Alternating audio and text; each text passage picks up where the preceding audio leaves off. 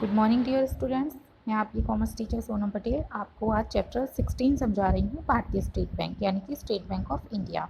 अब देखिए इसकी रूपरेखा की बात करते हैं तो इसमें इंपीरियल बैंक की स्थापना, भारतीय स्टेट बैंक की स्थापना, स्टेट बैंक की स्थापना के उद्देश्य, बैंक का प्रबंध, पूंजी, कार्यालय, कार्य और वर्जित कार्य। ठीक है।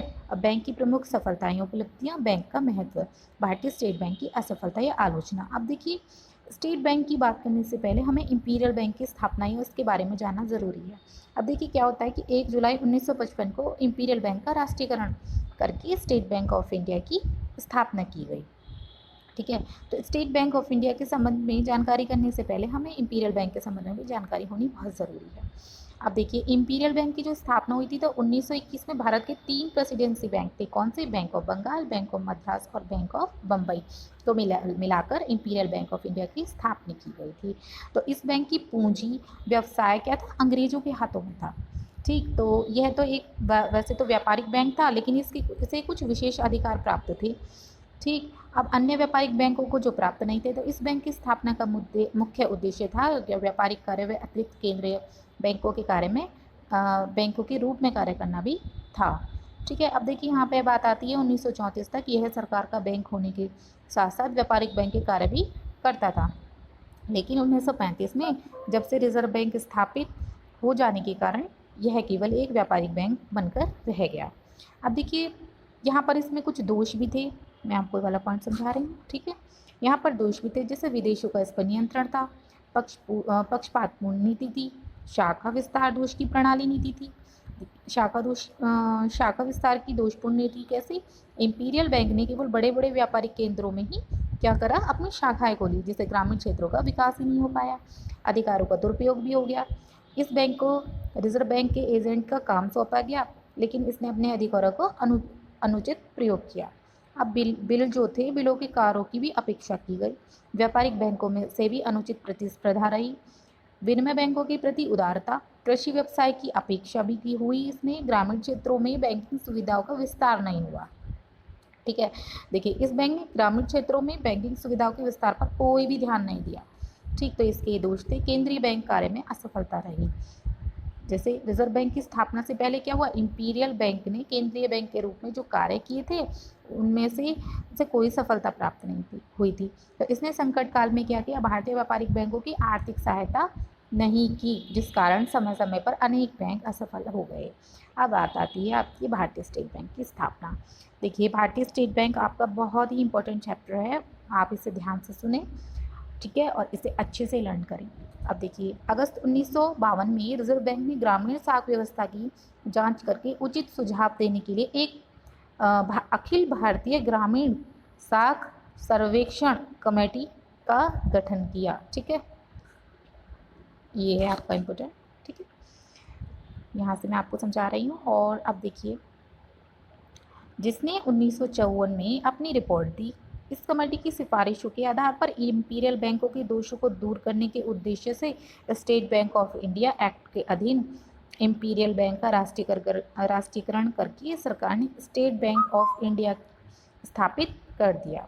ठीक है। State Bank of India act के अधीन इंपीरियल बैंक का राष्ट्रीयकरण करके सरकार ने स्टेट बैंक ऑफ इंडिया को स्थापित कर दिया। अब देखिए 1 जुलाई 1955 से इसने अपना कार्य प्रारंभ किया था। कब से? 1 जुलाई 1955 से। ओके। अब देखिए स्टेट बैंक की स्थापना के बाद क्या हुआ? 7 अन्य राज्य बैंकों को स्टेट बैंक के सहयोगी बैंक के रूप में सरकार ने अपने हाथों में लिया। ठीक है। कितने? 7। इस प्रकार भारतीय स्टेट बैंक समूह में अब कुल 8 बैंक हैं। कितने? 8 बैंक हैं। ओके। कौन कौन से? एक स्टेट बैंक ऑफ इंडिया है, 7 स्टेट बैंक ऑफ मैसूर हैं, स्टेट बैंक ऑफ बीकानेर हैं, Jaipur, state Bank of Hyderabad, Indore, Patiala, Saurashtra और त्रावणकोर आदि। ओके। इनके आपको नाम याद रखने होंगे, आप इन्हें अच्छे से लर्न करें। भारतीय स्टेट बैंक की स्थापना के उद्देश्य देखिए, ग्रामीण क्षेत्रों में बैंकिंग का विकास करना था। तो भारत एक कृषि प्रधान देश है, जैसे आपको पता है कि भाई भारत में सबसे ज़्यादा कृषि होती है। ठीक है।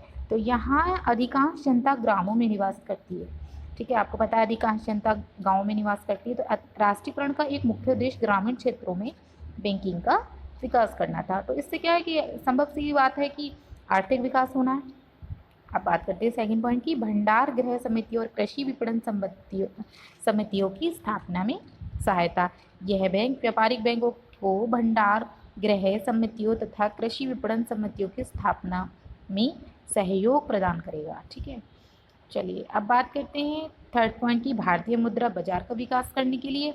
ठीक है, अनुसूचित प्रतिस्पर्धा के लिए। अनुसूचित प्रतिस्पर्धा कैसे? इंपीरियल बैंक अर्ध सरकारी बैंक होने के कारण इसके प्रति लोगों का अधिक विश्वास हो गया था। ठीक है, तो जिससे अन्य बैंकों को काफ़ी प्रतिस्पर्धा का सामना करना पड़ा था। इंपीरियल बैंक का राष्ट्रीयकरण हो जाने से यह समस्या दूर हो गई। उद्योग एवं व्यापार को प्रोत्साहन देना, लघु उद्योगों की सहायता हो गई, कृषि वित्त में सहायता हो गई।